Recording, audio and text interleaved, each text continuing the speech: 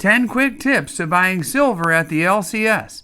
These tips may save you time and money and make your stack grow faster and bigger.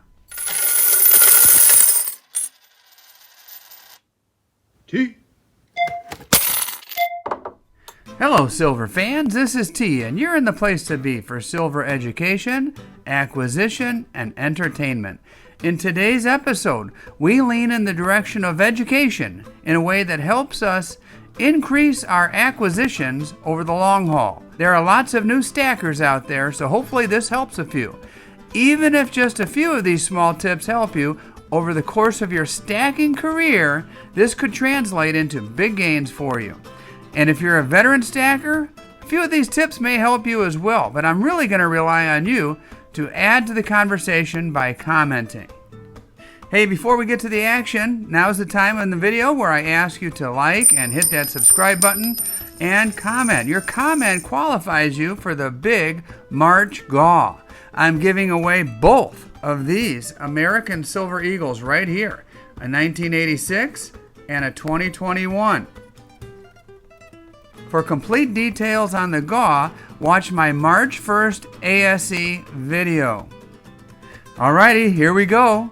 Tip number 1, only take the cash in your pocket that you're willing to spend. Hey, for me, my motto is slow and steady. One thing I certainly wouldn't do is go cash my check and walk into the LCS with a big old wad of cash. Be sure that you have a dollar amount in mind before you walk in. Oh boy, it is so easy to see all that great stuff there and go wild and overextend yourself. At my LCSs where I live, you can only pay in cash. Well, that's a good thing for me. So I only take the cash I intend to spend. Number 2, be a man with a plan. Or a woman with a plan if you're Cherie Ward or Lucy Stacks or some other female stacker. Have a plan, make a list of items when you walk in. Just walking in to shop could get you into trouble a little bit. I always like to prioritize what I'm looking for, so I know boom, boom, boom, boom, boom. I walk in, know what I'm looking for. And as a matter of fact, I even made a video on it. Check it out when you get a chance. It speaks to that whole topic. Number 3, have a relationship with the LCS owner. It's always good, even if you walk in there for the first time and you ask the LC owner or the shopkeeper their name. Be sure to keep track of that, and that way when you go in again, you can call them by name, and that helps them know that you're a returning customer, and of course, obviously, you share your name and get on a first name basis with your LCS owner.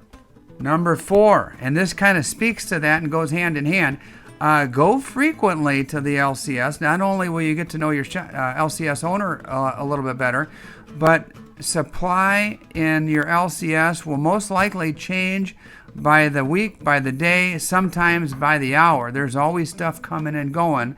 And in order to be in the right spot at the right time, you've got to be there. So my recommendation would be to go as frequently as your schedule permits. Number 5, have an idea of what stuff costs. When you walk in the door, know the spot price of silver that day.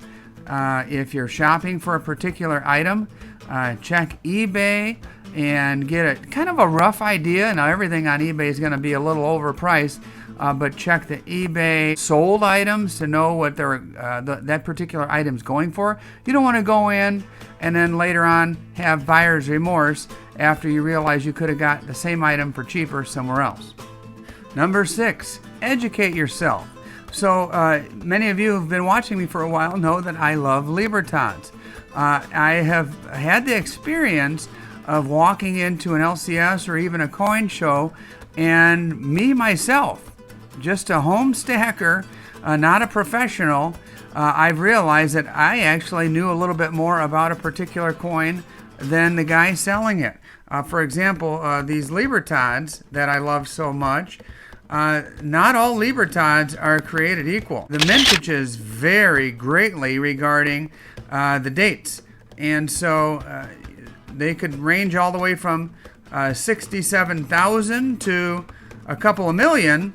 And, all things being equal, you'll want to get, if the prices are the same, you would definitely want to purchase the one with the lower mintages. And sometimes the seller might not know the actual mintages of every particular coin. Now if you're looking for Libertads and happen to have the mintage numbers on your phone, will be at a great advantage if you know something that the seller does not know. So educate yourself. Number 7. Hey, just like Kenny Rogers saying, you got to know when to hold 'em, know when to fold 'em, know when to walk away, and know when to run. Hey, just because you enter an LCS doesn't mean that you, just by walking through the door, are committed to buying something. And if you don't find what you're looking for, or the prices are too high, or just something just doesn't add up, feel free to walk out. Don't be intimidated. And I know especially you new stackers might walk into an LCS and it's like sensory overload. But just remember, you can always say thanks but no thanks and walk away and come back another day. Number 8. Hey, this is kind of a sneaky one, and I think this is one of my best tips. Be a listener. When you walk into the LCS, especially if the owner is helping other people, listen and learn. What you can glean from those conversations will help educate you and give you a good idea of what's what in that shop. Number 9. Hey, this is kind of an old school one, and that is I recommend that you try to negotiate a price.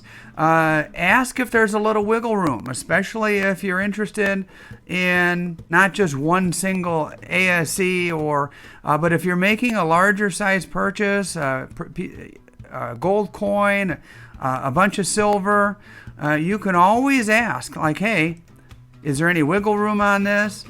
Is this your best price, or can you give me your best price?